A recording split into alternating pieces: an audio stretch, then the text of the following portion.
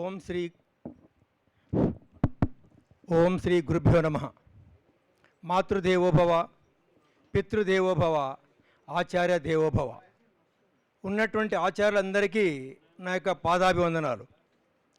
ఈరోజు కాలాతీతమైనప్పటికీ ఉపాధ్యాయునికి ఉండవలసిన లక్షణాల్లో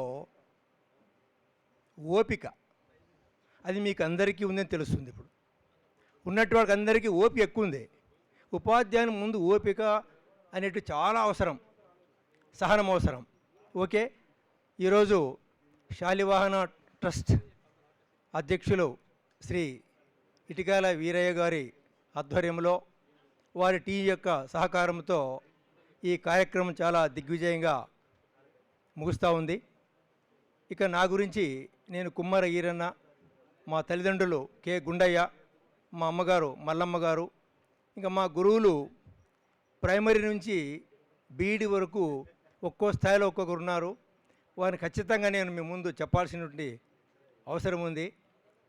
ప్రాథమిక పాఠశాలలో ఉప్పర్ నరసప్ప గారు, హై స్కూల్లో గుర్లింగయ్య గారు, ఐఎస్ ప్రభుదాస్ గారు, కాలేజీలో KH Pranesh Kumar maths professor, అలాగే బీఈడిలో మన ప్రిన్సిపాల్ వీరభద్రయ్య గారు. ఎందుకంటే మనకు అక్షరాలు నేర్పడం వల్ల ఈరోజు మీతో ఇలా నిలబడి మాట్లాడగలుగుతున్నాం. కాబట్టి ఆ గురువులను ఒకసారి మననం చేసుకున్నాం. ఓకే, ఇక మన కమ్యూనిటీ గురించి చాలామంది వక్తలు చెప్పడం జరిగింది. మన కమ్యూనిటీ వెనకబడడానికి కారణము అవిద్య. విద్య అనేది లేకపోవటం వల్లనే గ్రామీణ ప్రాంతాల్లో మన యొక్క శాలివాహన కుటుంబాలు ఇంకా ఎదగలేకపోతున్నాయి. ఇక్కడ ఉన్నట్టు వాళ్ళు ఎదిగారు, ఎంతో కష్టపడి ఈ స్థాయికి చేరుకున్నాం. ఇంకా చాలామంది అవిద్యతో ఉన్నారు. నేను గ్రామీణ ప్రాంతాల్లో పనిచేశాను.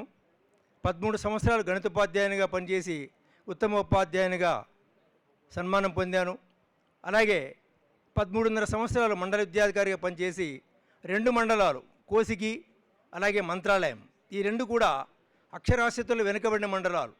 నా ప్రయత్నంతో చాలా ప్రయత్నం చేశాను కూడా, మన విధి.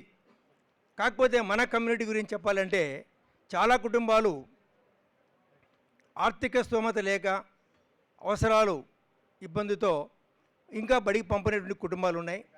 నా యొక్క విజ్ఞప్తి ఒకటి అంటే, ఈచ్ వన్ టీచ్ వన్. అందరూ చదవాలి, అందరూ ఎదగాలి. ఈ 2 మాటలు చెప్తూ మీకందరికీ ధన్యవాదాలు సెలవు తీసుకుంటున్నాం. Thank you sir.